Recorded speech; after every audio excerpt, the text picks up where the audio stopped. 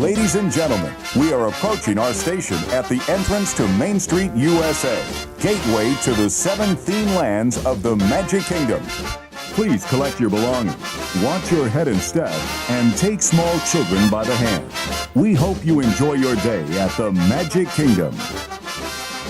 Broadcasting live from 38 Studios in Providence, this is the Go Ask Mickey podcast, helping you with the tips, tricks, and the tools needed to save you time and money on your next Disney vacation.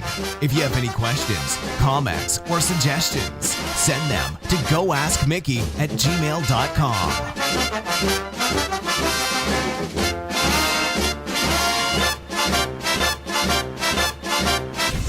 Everybody, let's do this! Here we go!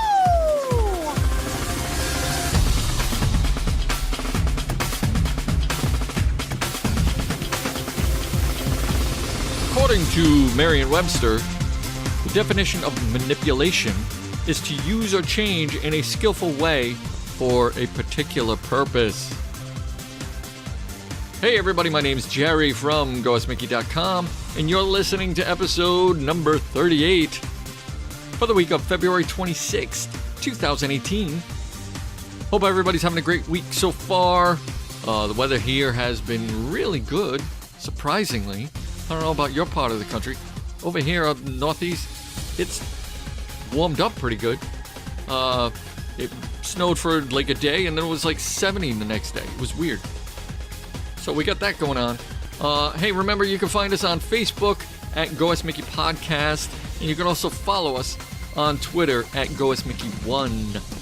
I want to talk to you a little bit first off about an article that I read this week. It's kind of important to a lot of people, meaning that if you're flying, to Disney and you're flying, there's so many different airlines that people fly.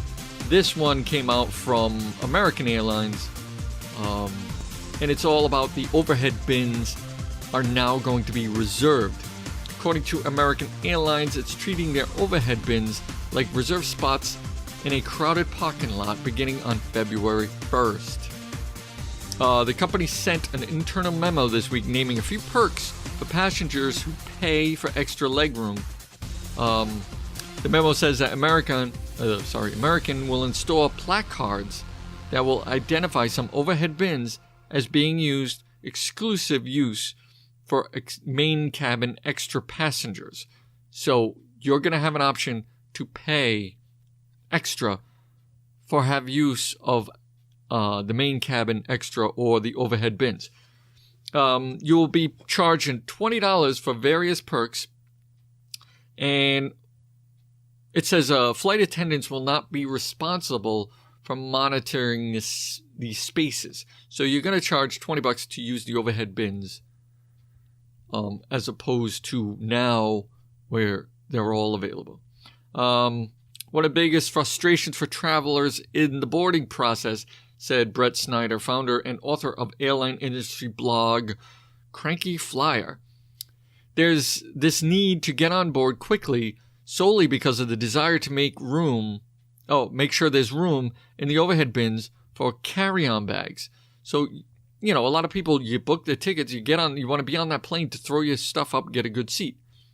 American Airlines says they're taking the pressure off those passengers by charging for the overhead fee.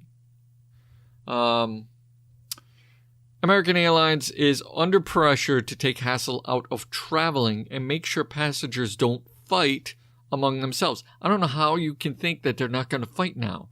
Now everybody's wanting to get on the plane because, say you didn't pay for the extra overhead bin charge. Now you're even more anxious to get on the plane to get what's limited of the overhead bins. Do you see where this is going? Now, yeah, you bought an overhead bin, you charge them, so you're guaranteed. But the people, not everybody's doing that, so the people are wanting to get on the plane to use what's left over. And how do you think they're not going to fight now if there's none left? What happens? What do you tell the guy who didn't pay for the overheads and he can't put his bag anywhere? what's going to happen now? It's ridiculous that they're going to start charging for this. So now this is just one airline that's doing this. I think, hopefully, this doesn't spread throughout all the other airlines. When you have airlines like Frontier and I think Ryanair, they said they charge a small fee for everything. So when you're booking a flight, say like you're going on Kayak or Travelocity or whatever, you book your flight through there, they're only charging you or telling you that, the flight's going to be $99 to, MCO, Disney, Orlando. So now that's a flat fee. You're going to have to add all the other extras to that. So you're going to have to add your luggage, which goes under the plane. You're going to be charged for that. Now you might actually be charged for overhead bins too. So, and the one thing they added to this was American Airlines was going to give you a free drink. A spokesman for the airline says it's offering an easier access to overhead bins in addition to a free drink. Why, thank you. Thanks so much. Here's a $20 drink. Put your bin here. It's crazy stuff that they're coming out with. I don't know where it's going. Hopefully it doesn't go anywhere. We'll have to keep an eye on that. If you do fly American Airlines, good luck, because this is, they're going to charge for seatbelt usage now, and where does it end? All right, we're also talking, I want to talk to you about the tax bracket update, which people are probably feeling right about now, the end of February.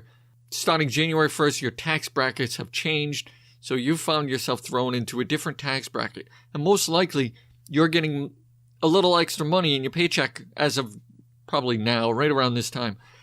So what's going to happen now is you're going to see, wait, I got, $50 to $150 more in my paycheck. And it's like having a raise. But what you should try to do, I'm not telling you what to do, but you should try to do is take that extra money, throw it into savings, and let it ride. Let it sit there and add up. It's money that you didn't have before that you have now. Use that as a Disney savings account. So you're saving your own money. You're getting some interest on it. Even though it's $50 to $100, even if $100 a month, twice a month, if you get paid twice a month or whatever, or $50 a week, however you get paid, that adds up. That's $200 a month. Over 10 months, that's $2,000. If you're not planning to go until the end of this year, you could have an extra $2,000 in your pocket, spending whatever. This could be an upgrade from, a Pop Century to, Beach Club. I don't know about that, but it could be, so take that in mind when you're, going through your bills and you're doing your stuff, that it could lead to somewhere else.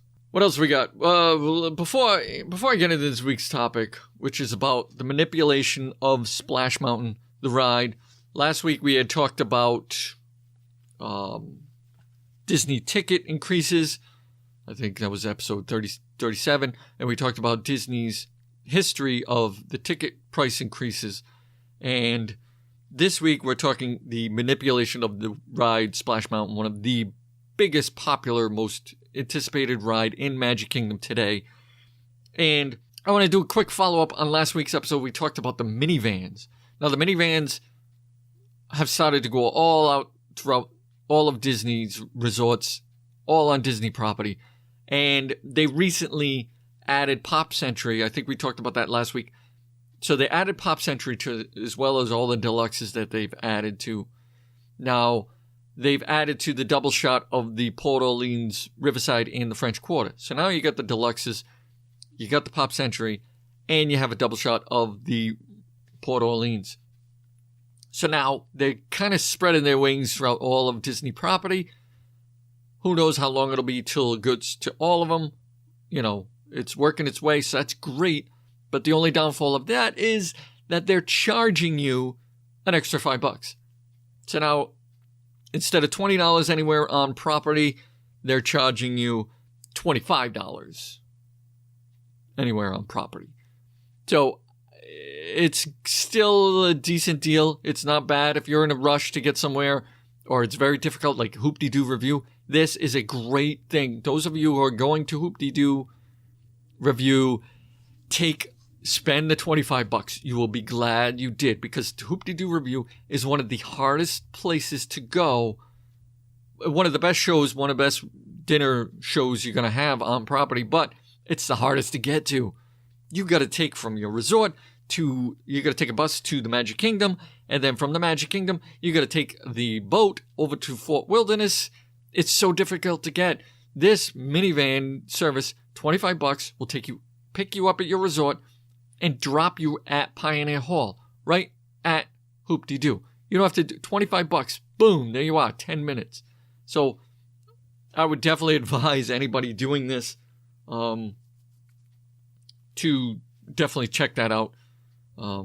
It's so worth it. If you have any questions, comments, or suggestions, send them to goaskmickey@gmail.com. And we're going to take a quick little break, and we will be back with the headlines for this week. There's a lot going on. Toy Story, Be Our Guest. There's a whole bunch of stuff going on. So I want to get to all that stuff. So we will be back in 2 minutes, 2 seconds. Be right back. That is the weirdest thing you have ever said.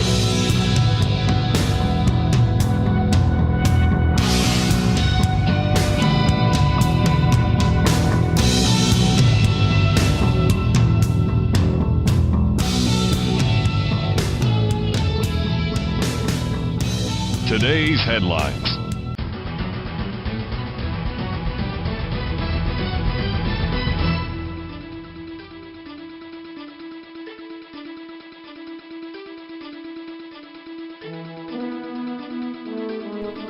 All right, there is a lot of news going on this week, so we're going to start at the top, which was one of the biggest stories. Last week, Disney announced that Toy Story Land at Hollywood Studios would finally debut in the middle of the summer on June 30th.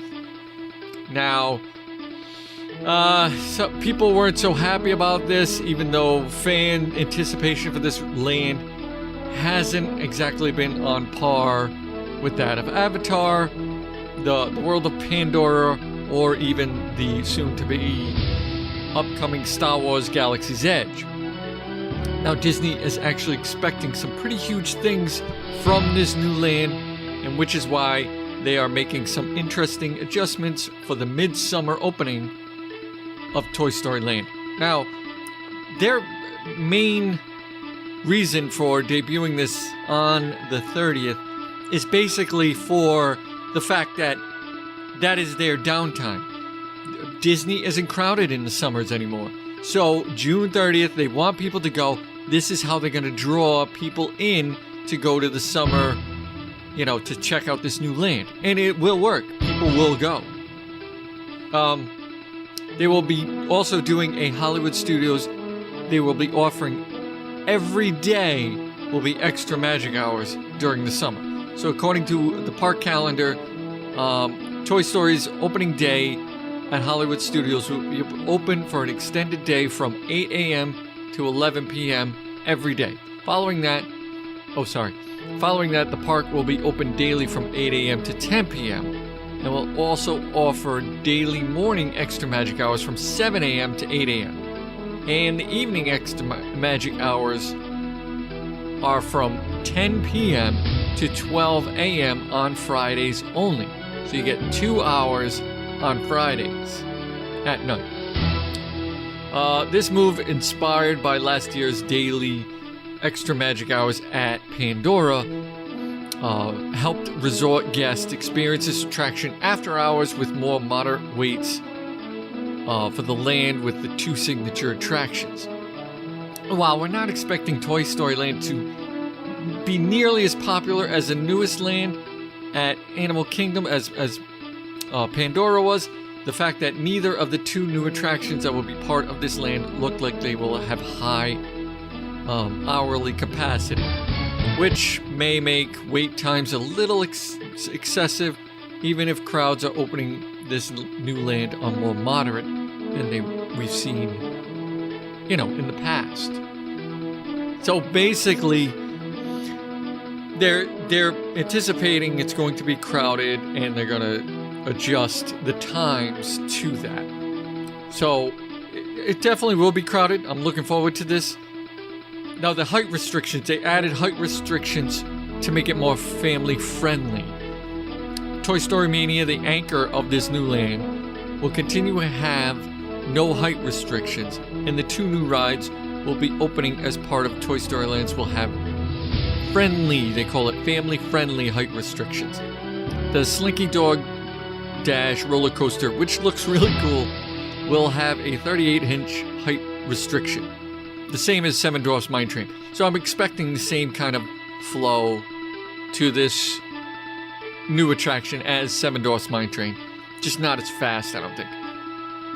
And the Alien Swirling Saucer ride will have a 32-inch height restriction, the same as Mater's Junkyard Jamboree, which is in Disney's California Adventure.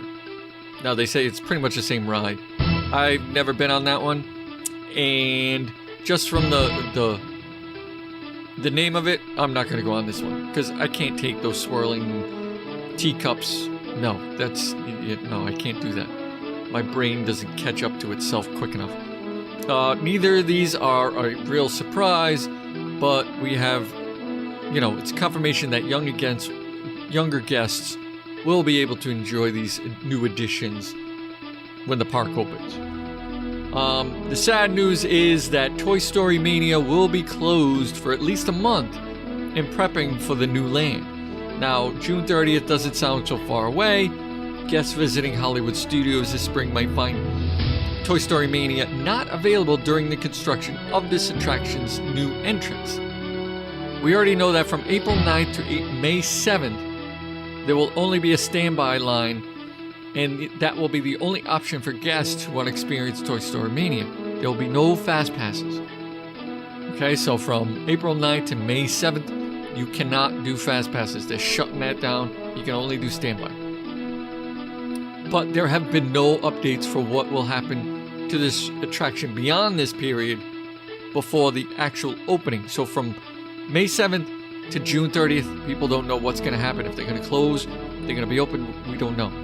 Though we don't know for sure, it seems unlikely the attraction will reopen fully after May 7th, and the entrance is prepared to be phased out completely. They're flipping the entrance from one side where it is now to the opposite side of the building. Instead, it seems likely that they will see a full closure at least for a few weeks, while the finishing touches are being put on Toy Story Land before its June debut. And while the old attraction entrance to this is phased out, the construction will complete on the new entrance. Pretty much at this point, there's everything we know about Toy Story Land and the preps being made for the opening in just a few months. I think that's it. Now everybody's going to be waiting for the Fast Pass windows to go up for the Slinky Dog and the Saucer Ride. This also changes the tiers as well for Hollywood Studios, because now you're going to have Toy Story Mania, Rock and Roller Coaster, and I believe it's Tower of Terror, all in the same tier. And now you're adding Slinky Dog and the Saucers. This might adjust some of those fast passes. We'll have to wait and see. Okay, what else we got? We have dining changes going on. There's a few different dining experiences that are going on this week. Let's see, Be Our Guests.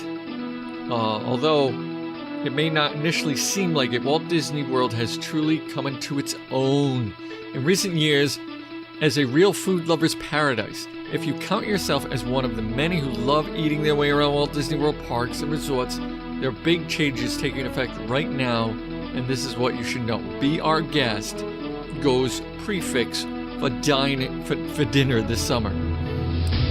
Be Our Guest restaurant has been going through a number of changes in the recent weeks, which have included the controversial inclusion of disposable plates. They had for some reason, something happened, People thought they were switching to disposable plates. I think they were just redoing some of the kitchen stuff so they couldn't wash those dishes or whatever. And it was a temporary thing. But that changed, and now they're back to the original way. However, that change didn't stick. Disney announced that this restaurant will now be introducing a new prefix dinner menu this summer. Now, beginning July 27th, that date forward, Be Our Guest dinner service will be limited to a 3-course dinner that includes your choice of appetizer and entree, followed by a personal dessert platter. Purchasing prices will be $55 for adults and $35 for children. Flat rate. That's all you're getting. Every time you go there for dinner, you're going to pay that price. And dinner here will remain 2 credits on the dining plan. So you're going to have to pay 2 credits. They've upped that. The menu will also go through adjustments to reflect this new format, but some old favorites should remain. They do have a great French onion soup. I've had that. They're keeping a bunch of them. I'm not going to check the website for that. The problem with this is that you used to go into this restaurant for the atmosphere.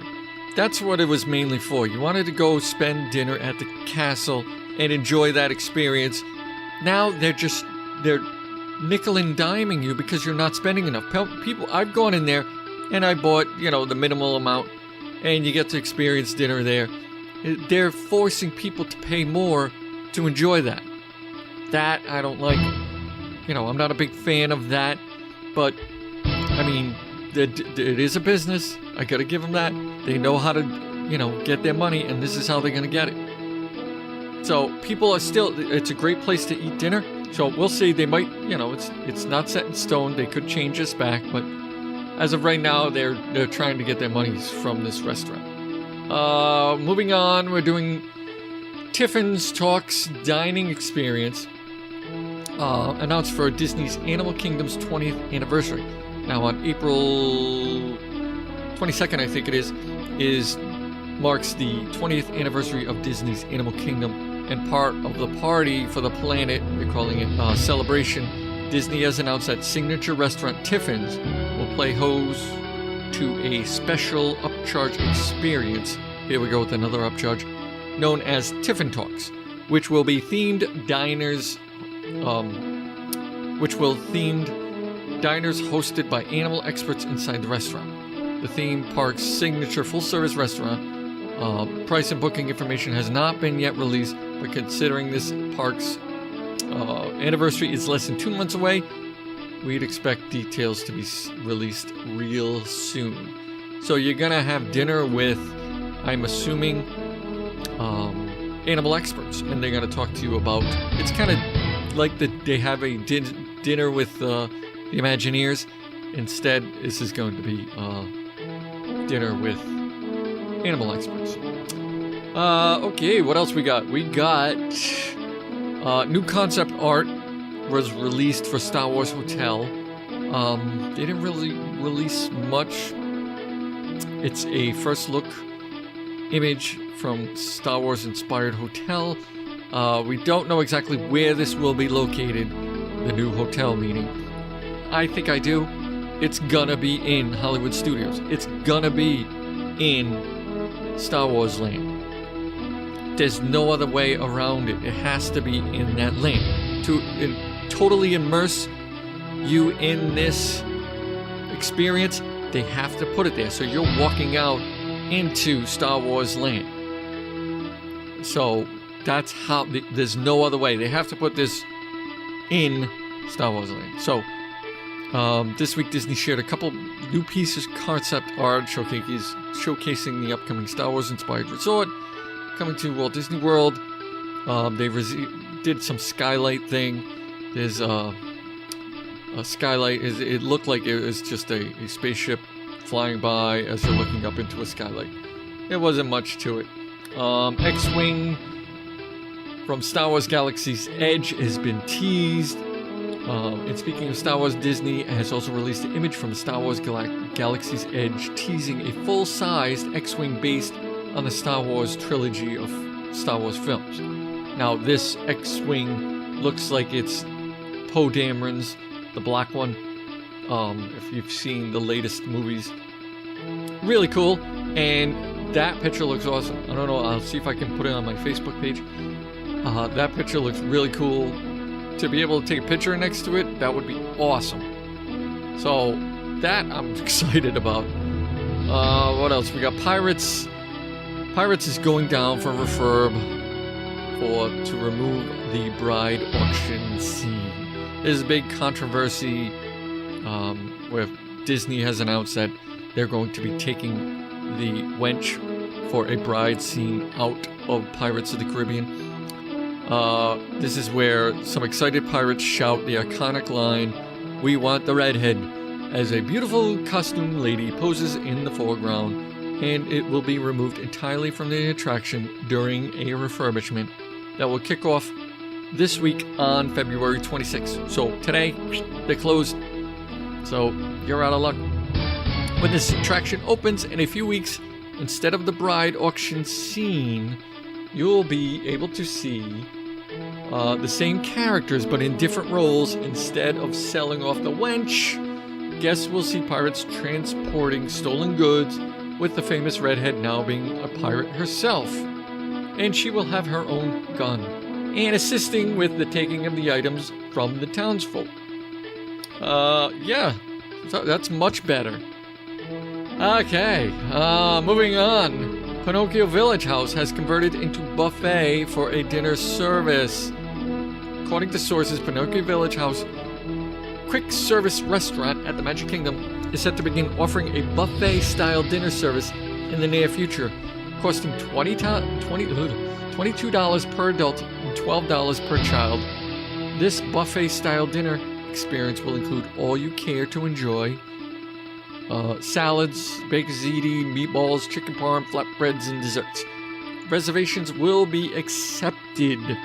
So they're changing this quick service into more of a buffet sit-down dining service. So they're taking two of the restaurants out. Well, I mean, they're adding more of a sit-down because this is where people are going to go that aren't going to go to be our guest. The only other restaurant they have is, Crystal Palace, and now they have to change this into a buffet for a cheaper half-price deal. So instead of $55 at Be Our Guest, you can get $22 at Pinocchio Village House. Not the same atmosphere, but pretty much the same food. I think that sums up the whole week this week in the Disney World. Other than that, we are going to take a quick break. We will be back when we're talking about the manipulation of the ride Splash Mountain, how it manipulates your emotions, your feelings, your inner being, and it controls you the whole ride. So we're going to talk about how it does that and what it does to you coming up after this break. We'll be right back.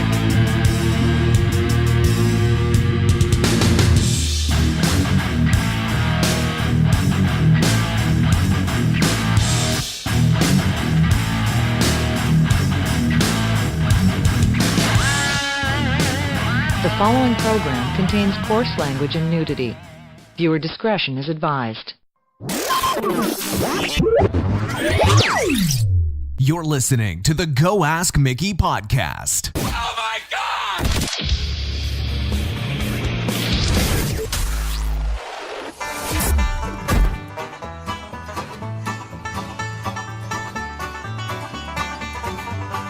All right, everybody, we are back, and we're talking about the manipulation of the ride Splash Mountain, what it does to you and how it manipulates your feelings and your emotions as you're getting on this ride. Now, this ride is probably one of the most popular rides in Magic Kingdom. And it's definitely, in our family, it's a must-do. So we're going to talk a little bit about the background of it. We're going to go behind the ride and learn about the best tricks employed at Splash Mountain. Now, a lot of visitors are under the impression that Splash Mountain is one of the oldest attractions at Disneyland and Walt Disney World. In fact, it only dates back to 1989 at Anaheim and 92 in Florida. The idea of the ride was a flume log ride, and Disney Imagineering team understood that the log flume rides with other parks weren't unusual. They were all basically the same. And in the late 80s, in order to craft an attraction worthy of the Disney brand, they had to have a different experience on this type of ride. They'd still need to put the splash in Splash Mountain, basically. And they disappoint if they didn't get that point across and frustrate the guests. So Disney's brilliant park planners, Imagineers, decided that they'd enhance the ride simply through a strong visual display. The man-made structure Splash Mountain chases away the cowards who fear the thought of getting doused with water, whereas most log flume attractions are fast and to the point. Disney went a different way with Splash Mountain. It uses several false finishes to confuse and delight the park visitors. They see the giant drop at the end of the ride as they approach the attraction. So that's basically what you're going to see when you are going to see Splash Mountain. There's one thing you see, and that's the big drop. And that is what entices people to go, hey, I want to go on that. Hey, I want to do that. That looks like fun. You hear people screaming. Everybody's getting wet. So they see a giant drop at the end of the ride as they approach the attraction. And then the line cue provides several more close-up perspectives of giddy guests suffering the wrath of the huge drop. So when you're in line, you're seeing other people leaving the ride soaked, everybody's wet, but everybody's laughing and smiling, and you say, to yourself, you see that and you go, wow, that looks like fun. And the idea is to keep the idea of the final splashdown in the rider's head the entire time they wait in line. They'll think they're about to receive a full face of water, only to recognize that they've been tricked. It's kind of devious at first, and then Splash Mountain stretches out the gag by doing it several more times. So they're teasing you. They're letting you think that this is the one, is this the big drop, is this the big drop? And they make you wait. And that adds to the anticipation. By the time the rider gets to the actual drop, they're no longer sure what to believe, thereby feeling a different type of surprise when the water bombards them. It's a masterful type of psychological manipulation that Disney employs to euphoric effects. Few first-time riders exit Splash Mountain without a smile on their face. Disney programmers learned during the first 20 years of Disneyland surprised them. Some of the characters from Song of the South were among the most popular roaming mascots in the parks. Brer Bear, Brer Fox, Brer Rabbit all walked around Disneyland, and a crowd of kids mobbed them. Disney found the answer through the animals. They chose to retell the exciting adventures of Brer Rabbit using standard Disney staples. Splashy colors, child-friendly set designs. The emphasis on the entire attraction is silliness for the sake of a joy. Now, after the initial swerve of a fake splashdown, the first set piece introduces the rider to Brer Frog. His primary purpose is to warn of the conflict between Brer Rabbit and Brer Fox. This tactic proved to be a brilliant way to play focus on the attraction and its goofy characters rather than an unfortunate cinematic blemish on Disney's resume, meaning the Song of the South, the movie. Still, when they came to recreate the climactic events of the Brer Rabbit story, Disney chose a beehive full of honey rather than other things. For all of its flaws, Song of the South has a tremendous strength. This was actually an Academy Award-winning film. The Song of the South won in the category for Best Song. Everybody knows the song. It's called Zippity-Doo-Dah. It is a true Disney classic. That's not only the masterpiece from the soundtrack, though.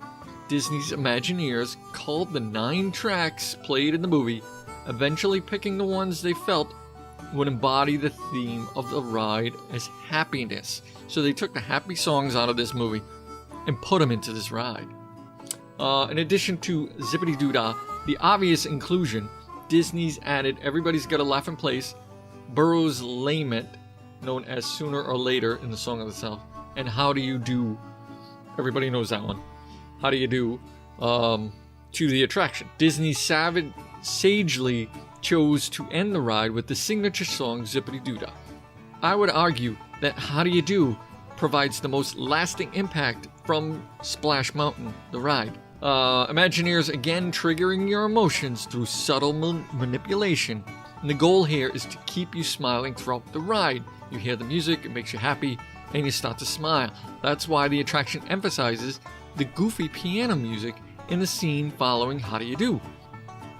Now, have you ever wondered why the attraction bears the name Splash Mountain after the movie included no mention of such a place?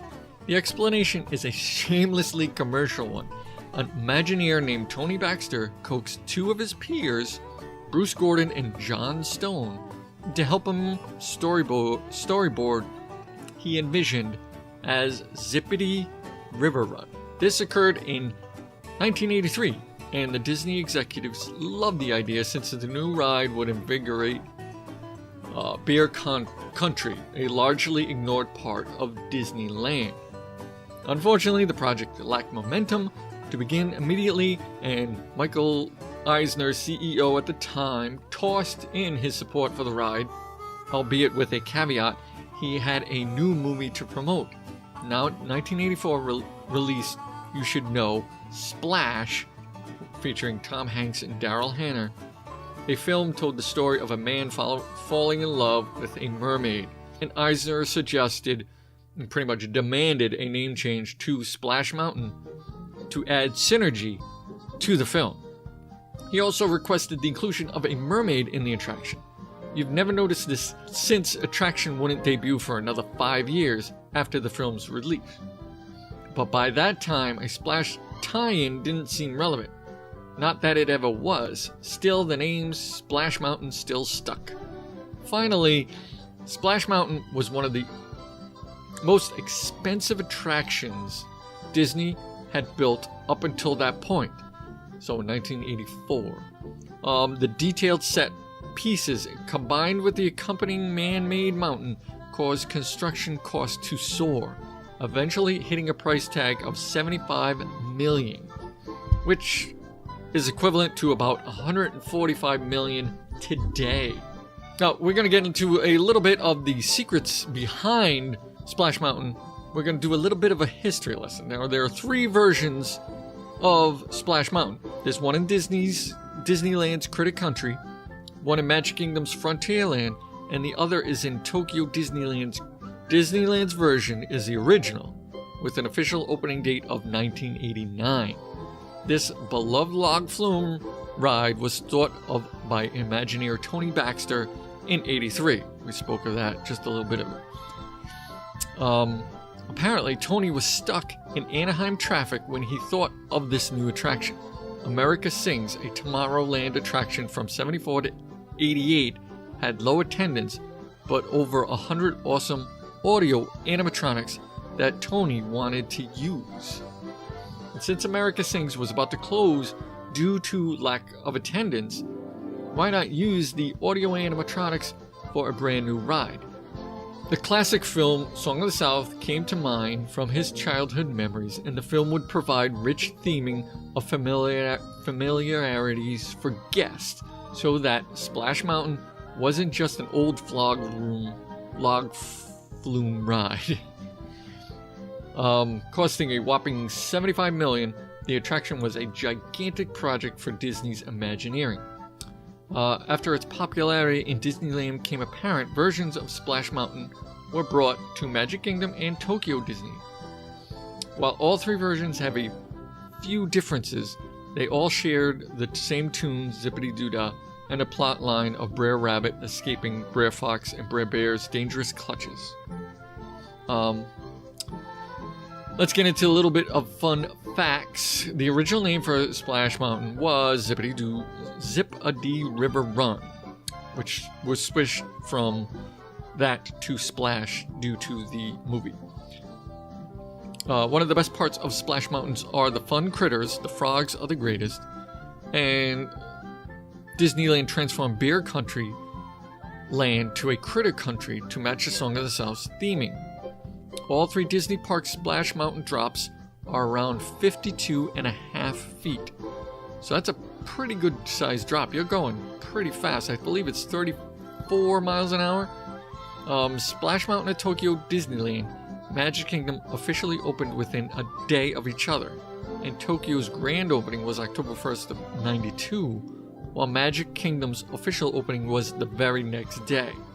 Mark Davis was an animator on the film Song of the South, and reports that as an Imagineer he created the audio animatronics used in America Sings and was later used in Splash Mountain.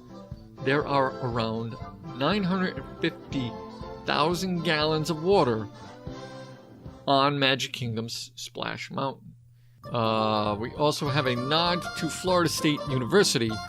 You may recall a gopher that pops up out of the ceiling while the attraction that says something that sounds like a sneeze or something to that effect. The gopher is actually saying FSU as a nod to Florida State University, which was the college alma mater to at least one of the Disney Imagineers on the project. So he threw himself in that little attraction right there. That must be cool for him to go down that every time. Let's see. There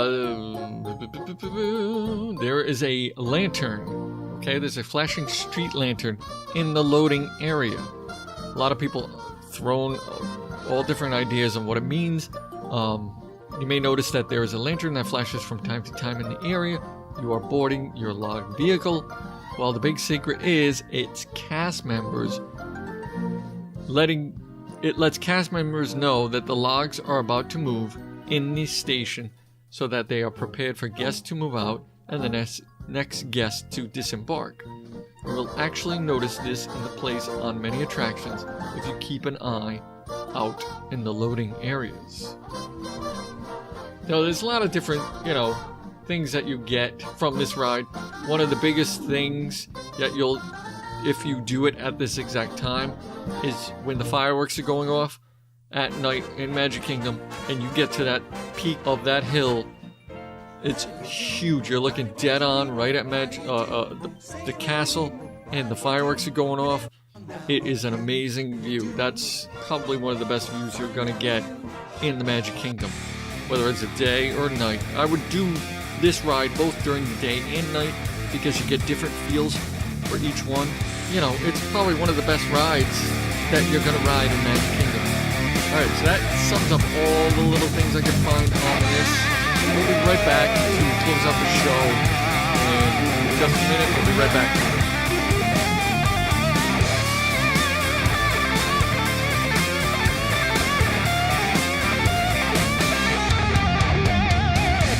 Alright, everybody, that is it. We are out of here. Thank you all for listening. Thank you for tuning in, downloading, streaming, whatever. Check us out on Facebook over at Go West Mickey Podcast, and follow us on Twitter. We do a lot of stuff over there at Go West Mickey 1. And if you could, just leave us a review over at iTunes. Let us know what you think of the show. And until next time, Disney Nation. Those are the words. That was awesome. Head on over to GoAskMickey.com or check us out on Facebook or leave us a review on iTunes.